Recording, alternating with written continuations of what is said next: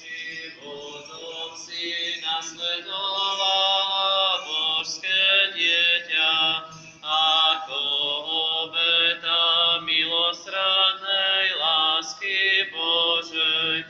Modlila si sa za celý svet a cestou k výsosti si nám ukázala, aby sme aj my boli deťmi v Krista.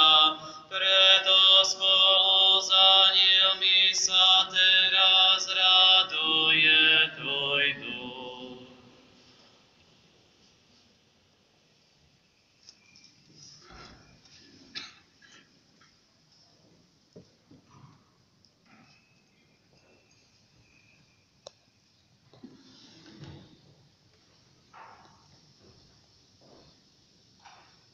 Modlíme sa k Pánovi. Pane, zmiluj sa. Všemohúci Bože, Ty si milosrdná láska, prosíme ťa, udel nám dára duchovnej premeny.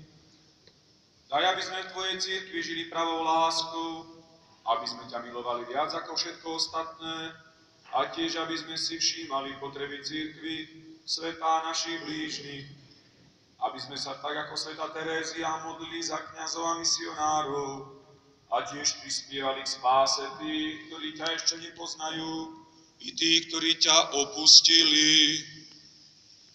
Bože jediný v Najsvätejšej Trojici, prosíme o Tvoje milosrdenstvo a odovzdávame sa Tvojej prozreteľnosti. Daj, aby sme čerpali silu z Eucharistie a usilovali sa o svetosť na ceste duchovného detstva, s dôverou a láskou dieťaťa, ktoré vie, že ho miluješ a nikdy neopúšťaš.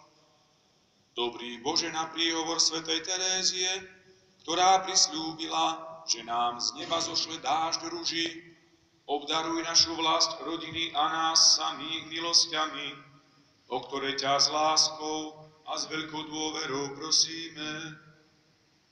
Lebo Ty si Boh dobrý a láskavý k ľuďom, a my Ti vzdávame slávu, Otcu i Synu i Svätému Duchu, teraz i vždycky na veky vekov.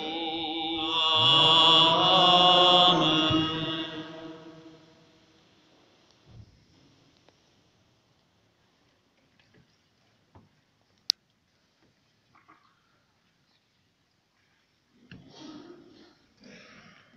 Mária Františka Terézia Martinová sa narodila 2. januára v roku 1873 v mestečku Alenko v Normandii vo Francúzsku, kde sa stretli a v roku 1858 zosobášili jej rodičia svätý Louis Martin a svätá Zélia Guérinová.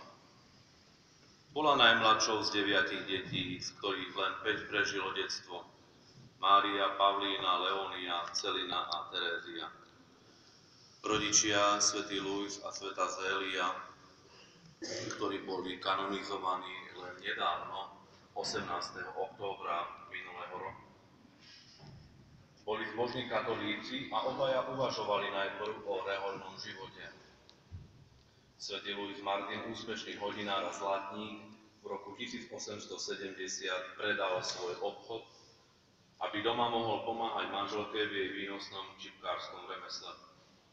5 dcér rástlo v relatívne pohodlnom maloburžoáznom prostredí, presiaknutom jednoduchou, ale hlbokou katolíckou zbožnosťou ich svätých rodičov. Všetkých 5 dcér vstúpilo postupne do kláštora. 4 dcéry vstúpili do Karmelu v Lizie, Leónia, outsider rodiny. Jej beatifikačný proces práve prebieha. Si napokon vybrala rehoľu navštívenia, ako jej teta z maminej strany, sestra Mária. Keď mala Terézia 15 rokov, vstúpila do kláštora posíť karmelitánov v Lizie 9. apríla 1888 a dostala meno Terézia od dieťaťa Ježiša a svätej tváre. V rehoľnom živote sa usilovala dokonale spĺňať všetky, aj tie najmenšie povinnosti. Cvičila sa najmä v pokore, evanjeliovej prostote a dôvere v Boha a týmto čnostiam úspešne učila novický slovom i príkladom. Zomrela 30. septembra roku 1897 ako 24-ročná. Ako svätá Terézka predpovedala, spustila z neba po svojej smrti dážď ruží. Dňa 29. apríla 1923 ju pápež Pius XI vyhlásil za blahoslavenú a 17. mája 1925 za svätú. Ten istý pápež ju 14. decembra 1927 spolu so svätým Františkom Xaverským vyhlásil za hlavnú patrónku misií, hoci v nich nikdy nebola a ani nepracovala. Pius XI ju nazval hviezdou svojho pontifikátu. Jej portrét a relikviu mal stále vo svojej pracovni. Videl v nej Božie slovo pre naše storočie. Krátko pred oslobodením 3. mája 1944 ju pápež Pius XII vyhlásil za druhú patrónku Francúzska spolu so svetou Jánou z Arku. Svätý otec Ján Pavol II ju na misijnú nedeľu 19. októbra 1997 vyhlásil za učiteľku cirkvi, napriek tomu, že okrem vlastného životopisu, niekoľkých úvah, básní, divadelných hier a listov nenapísala teologické diela. Na celom svete je svätej Terézke zasvetených 8 bazilík, 10 katedrál, 13 sanktuárií, vyše 1000 kostolov a okolo 500 kaplniek. Vzniklo vyše 70 komunít s asi 5000 členmi na celom svete, ktorí žijú podľa duchovnej náuky svätej Terézie. Väčšina z nich vyvíja apoštolskú a charitatívnu činnosť. Až do konca 30. rokov Karmel Messier pravidelne publikoval dážď ruží, zbierky svedectiev ľudí, ktorí sa na orodovanie svätej Terézie uzdravili, obrátili či zmierili. Terézia sľúbila, že svoje nebo bude tráviť tak, že bude konať dobro na zemi. A tento svoj sľub verne plní po celom svete. Verím, že aj my dnes, bratia a sestry, celá cirkev zídená na eucharistické slávenie, chceme dnes spolu s svetou Teréziou prosiť toho, ktorý spôsobuje každú svetosť a od ktorého svetosť pochádza, aby sme aj my prijali to, čo nám chce ponúknuť Boh, aj skrze túto sveticu. Nebolo to spomenuté tu v tomto životopise, ale svojím spôsobom sa svätá Terézia zaslúžila aj o účinkovanie vo východných cirkvách, východných pravoslavných cirkvách, ale aj katolíckych cirkvách. A to tak, že keď sa zvýšili finančné prostriedky z procesu kanonizácie, tak pápež Pius XI použil tieto prostriedky na postavenie Rusika, kolégia v Ríme, ktoré malo byť na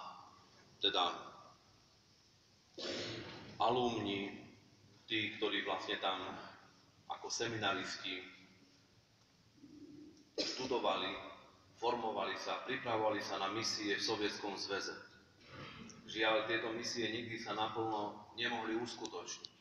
Boli jednotlivé pokusy a každý jeden z nich zaplatil veľmi draho za tento pokus.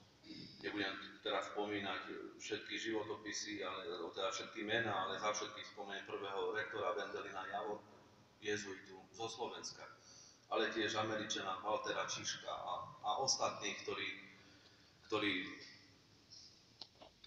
boli pri zrode a pri vzniku Rusika. Dodnes toto kolégium v Ríme funguje a je jej zasvetené. Práve svätej Terézii Pius XI zasvetil, jej odovzdal toto kolégium. Naša cirkev má teraz 2 biskupov jezuitov, ktorí takisto študovali na tomto kolégiu, a tak vlastne je svätá Terézia spojená aj takýmto spôsobom s východnými katolíckymi cirkvami. Tak nech sa u nás svätá Terézka dobre cíti. Poslednú vec, ktorú musím spomenúť. Duchovne vnímam a cítim, že sa aj o to, že prišla tu na toto miesto, zaslúžil otec Mastiliak, Ján Ivan Mastiliak.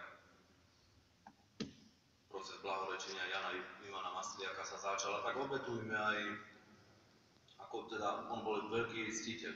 Tu v katedrále máme aj obraz svätej Terezie, ktorý on tu zabezpečil v kaplnke v Zabule. Nemohli sme ho vybrať, lebo je tam Betlehem. Ale všetci to určite poznáte.